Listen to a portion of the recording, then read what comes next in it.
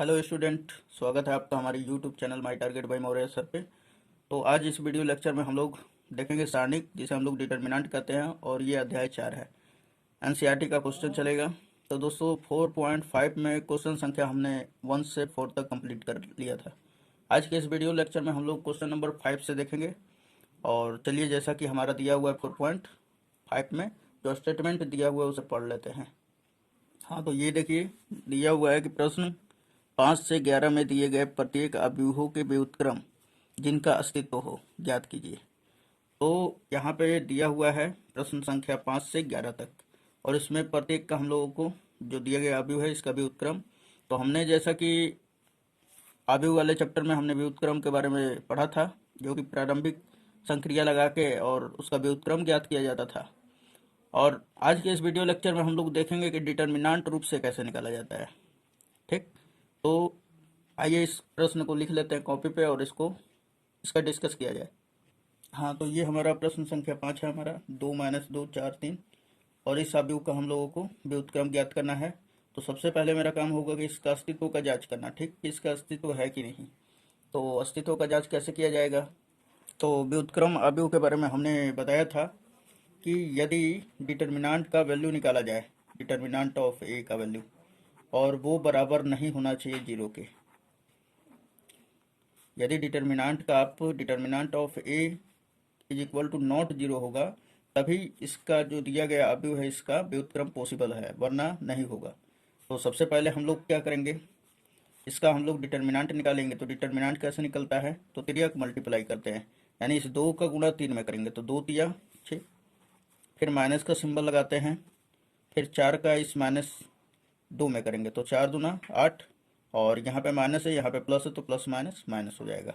अब ध्यान दीजिए कि ये माइनस क्या हो गया 8, और यहाँ पर दिखा जाए कि ये माइनस और ये माइनस क्या हो जाएगा, तो 6 + 8, यानी कि माइनस माइनस प्लस। तो 6 8 कितना हो जाएगा 14। और जैसा कि आप देख पा रहे हैं कि जो 14 है वो 0 के बराबर नहीं है।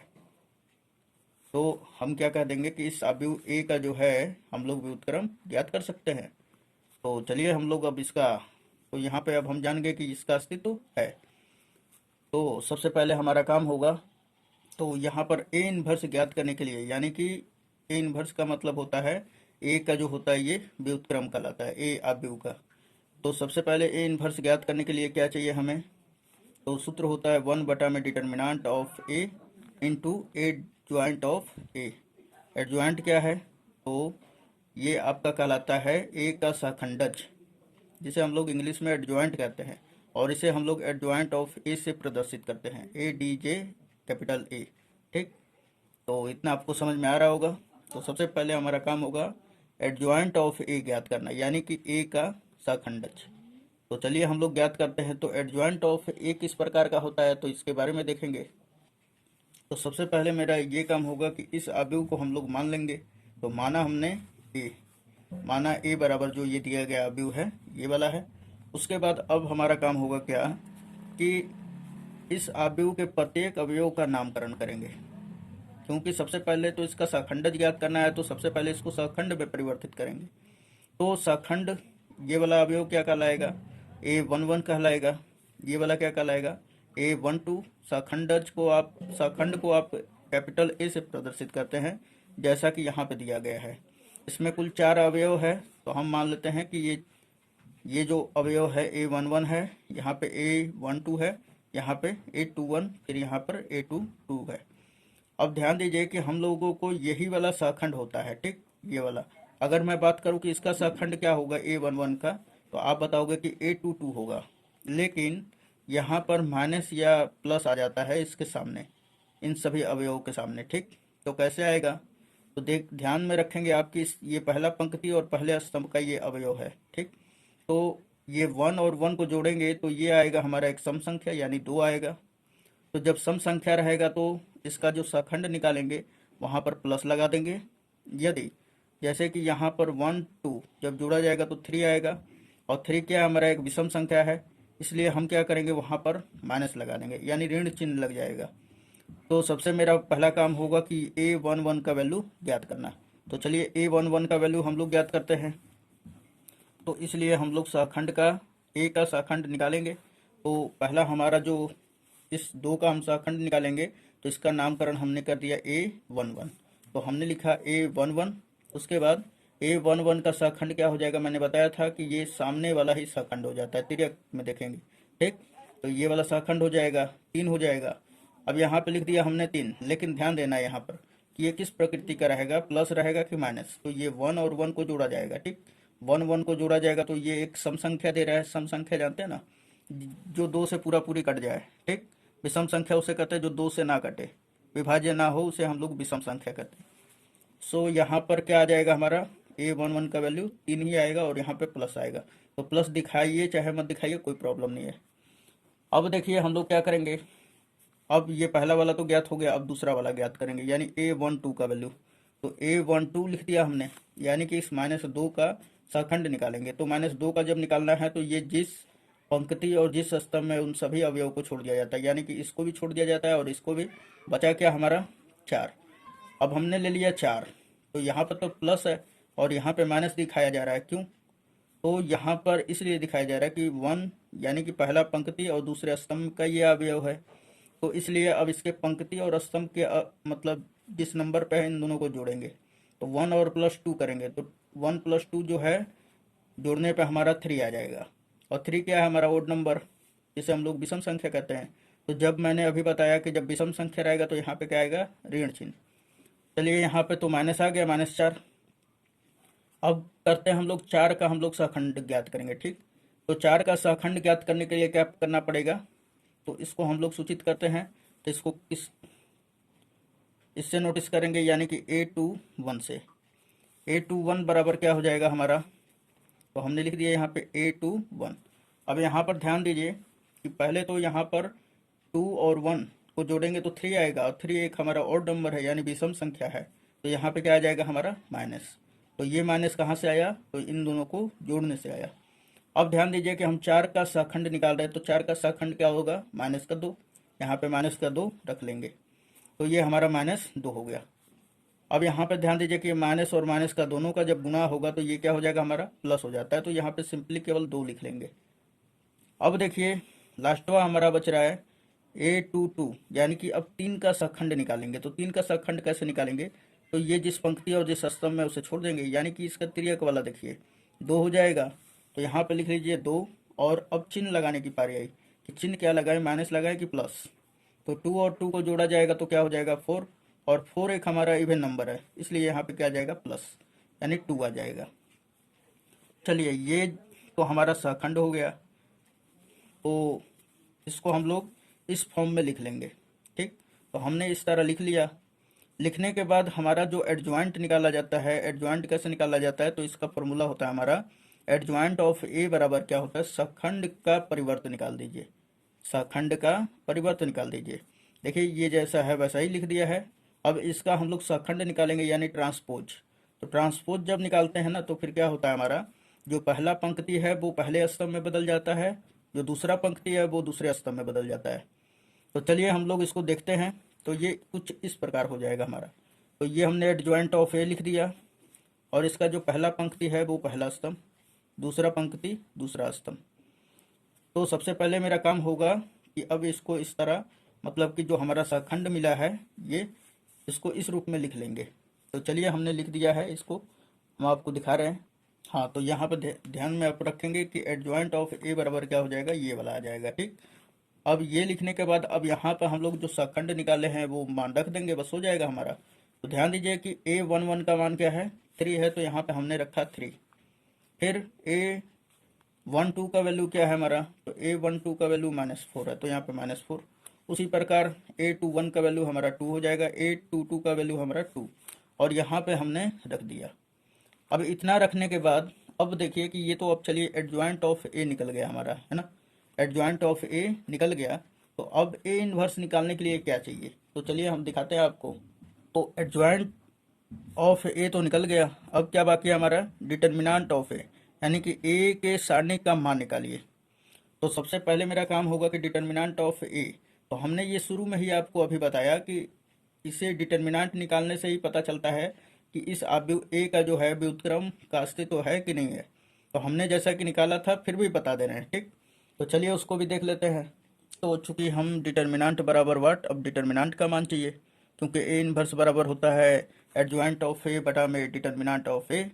तो अब डिटर्मिनेंट का मान निकालना है, तो देखिए यहाँ पर कि हम यहाँ पर लगाएंगे डिटर्मिनेंट का सिंबल। ठीक है, तो ये हमने लगा लिया डिटर्मिनेंट का सिंबल। जब डिटर्मिनेंट का सिंबल ए पर लगाएंगे, ए अवयव पर, तो इसके जो भी हमारा पंक्ति और स्तंभ में अवयव दिए हैं इनके ऊपर डिटर्मिनेंट का सिंबल कुछ इस प्रकार होता है। तो ये निकलेगा कैसे? तो डिटर्मिनेंट ऑफ ए निकालना है, तो 3 का गुणा 2 में करेंगे तो 3 दूना 6, फिर माइनस आता है सूत्र से। उसके बाद 4 का इस -2 में करेंगे तो क्या हो जाएगा? -8। अब ध्यान दीजिए कि माइनस और ये माइनस प्लस हो जाएगा, तो 6 और 8 कितना हो जाएगा हमारा? 14। तो डिटर्मिनेंट ऑफ ए का वैल्यू क्या आ गया हमारा? 14। तो चलिए अब हमारा देखिए ध्यान से कि ए इनवर्स का जो वैल्यू सूत्र होता है हमारा, एडजॉइंट ऑफ ए इंटू 1 बटा में डिटर्मिनेंट ऑफ ए। और जैसा कि हमारा एडजॉइंट ऑफ ए निकाल चुके हैं यहाँ पर, और हमारा डिटर्मिनेंट ऑफ ए भी निकाल चुके हैं, तो चलिए अब हम लोग ए इनवर्स में हम लोग मान रख देंगे। तो चलिए हम लोग देखते हैं। हाँ, तो यहाँ पर देखिए कि इसलिए ए इनवर्स बराबर क्या हो जाएगा? 1 बटा में determinant of A into adjoint of A. तो यहाँ पे हम लोग रख देंगे सिंपली वैल्यू। ठीक, तो यहाँ पे हमने रख दिया। यहाँ पे ध्यान दीजिए कि 1 बटा में डिटर्मिनेंट ऑफ ए का वैल्यू क्या हो जाएगा? 1 बटा में, ये 1 तो सूत्र सही है, और डिटर्मिनेंट ऑफ ए का वैल्यू क्या निकाले हैं हम लोग? 14। उसके बाद इनटू एडजॉइंट ऑफ ए का मान क्या है? 3 2 -4 2। और आपका मर्जी कर रहा है तो इस 1 बटा 14 का जो है प्रत्येक अवयव में गुणा कर सकते हैं, या आप यहीं पे छोड़ दीजिए तो आसान होगा, आप यहीं पे छोड़ दीजिए। तो यही हमारा जो होगा ए इनवर्स का वैल्यू हो जाएगा। तो चलिए क्वेश्चन नंबर 5 पर। तो चलिए क्वेश्चन नंबर 6 है। तो अब ये हमें बताइए आप कि आप इस जो दिया हुआ है आप इसका आप क्या करेंगे सबसे पहले। तो आपका आंसर होगा कि सबसे पहले इसका अस्तित्व जांच करेंगे कि भाई इसका अस्तित्व है कि नहीं इस व्युत्क्रम का। तो हमने बताया था कि डिटर्मिनेंट ऑफ ए जो होता है 0 के बराबर नहीं हो, तभी क्या होगा कि इसका अस्तित्व होगा इस अवयव का, और इसका व्युत्क्रम ज्ञात किया जाएगा। तो सबसे फर्स्ट ऑफ ऑल हमारा डिटर्मिनेंट ऑफ ए का वैल्यू ज्ञात करेंगे, और वो 0 के बराबर नहीं होना चाहिए। तो चलिए ज्ञात करते हैं हम लोग। तो इसके ऊपर जब डिटर्मिनेंट का सिंबल लगाएंगे तो 2 का -1 में होगा गुणा, तो माइनस का 2 हो जाएगा, फिर माइनस सूत्र से आता है, फिर -3 का गुणा 5 में करेंगे तो -15 हो जाएगा। तो यहाँ पर ब्रैकेट लगा देंगे माइनस के आगे, है ना। तो अब ध्यान दीजिए कि यहाँ पर -2 है, ये माइनस माइनस प्लस हो जाएगा, ये हो जाएगा 15। अब देखिए कि 15 में से जब 2 सब्ट्रैक्ट करेंगे तो ये हमारा फाइनली आंसर क्या होगा? 13, और जो कि बराबर नहीं है 0 के। सो हम कह सकते हैं कि जो ए का इन्वर्स है वो ज्ञात किया जा सकता है। तो चलिए इसका अस्तित्व तो हो गया। अब हम लोगों को, चूंकि हम लोग जानते हैं, क्या जानते हैं कि ए इन्वर्स बराबर 1 बटा में determinant of A into adjoint of A. तो सबसे पहले मेरा काम होगा कि एडजॉइंट ऑफ ए ज्ञात करना। तो एडजॉइंट ऑफ ए ज्ञात करने के लिए सबसे पहले हम लोग इसको मानेंगे। तो माना ए बराबर जो दिया गया है अवयव वो लिख लेंगे। उसके बाद इसका हम लोग नामकरण करेंगे। ये हमारा A11 हो जाएगा, ये A12 हो जाएगा, यहाँ पे A21 हो जाएगा, यहाँ पर A22 हो जाएगा। तो चलिए हम लोग ज्ञात करते हैं, पहले देख लेते हैं सखंड। इसका ए का सखंड निकालेंगे। हाँ, तो ए का सखंड जो होता है क्या होता है? A11 होता है, A12 होता है, फिर A22, A21, फिर A22।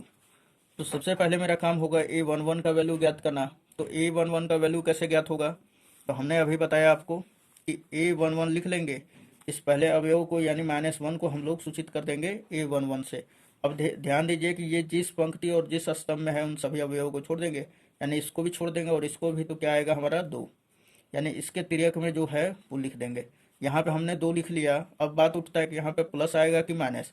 तो 1 1 को जोड़ा जाएगा तो 2 होगा, और 2 हमारा क्या है? एक इवन नंबर है, यानी सम संख्या है। तो सम संख्या है इसलिए यहाँ पे प्लस आएगा, और प्लस को दिखाना जरूरी नहीं होता है। तो हमने A11 बराबर क्या लिख लिया? 2।